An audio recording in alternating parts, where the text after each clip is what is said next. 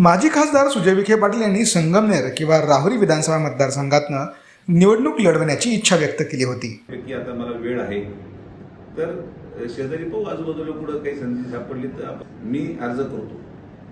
अर्ज केल्यावर तो स्वीकारला जावा न जावा हे स्थानिक लोकांचा प्रश्न आहे, तर मी अर्ज दोन्हीकडे करून ठेवतो.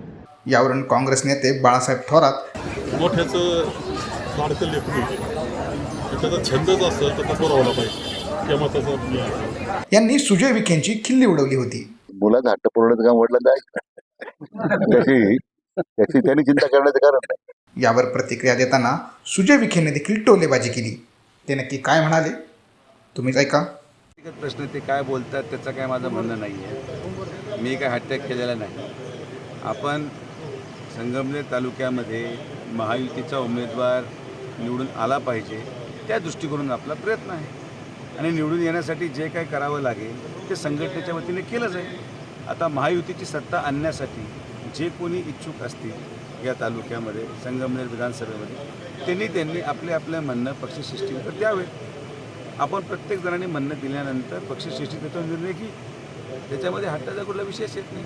ते असं म्हटले की पक्षांनी नाही तरी पालकांनी हट्ट पुरवावा. नाही, आता ते काय बोलले मी ते ऐकलंही नाही आणि मी त्यांच्या कुठल्याही प्रश्नाला उत्तर देत नाही. आम्ही संघटनेचं काम करतो.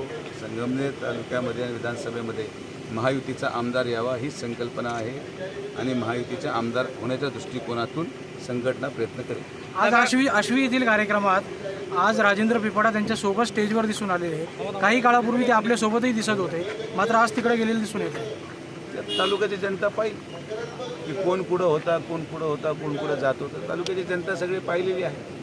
तर जनता सगळं पाहून निर्णय घेत की काय करायचं काय. दादा, काही दिवसापूर्वी आपण फेर मतमोजणीसाठी नगरमध्ये पैसे भरले होते, त्याचा काही रिपोर्ट आपल्यापर्यंत कोण आला? त्यामध्ये निवडणूक आयोगाचं जो काही निष्कर्ष आहे, निवडणूक आयोग आपल्याला माहिती देत आहे. त्याच्यावर अनेक नवे नोटिफिकेशन आलेले आहे.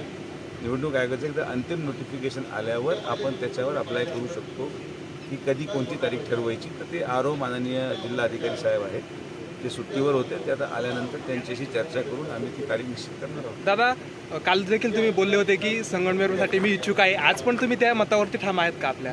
मी संगमनेरमध्ये महायुतीचा उमेदवार निवडून आला पाहिजे यासाठी माझा प्रयत्न आहे.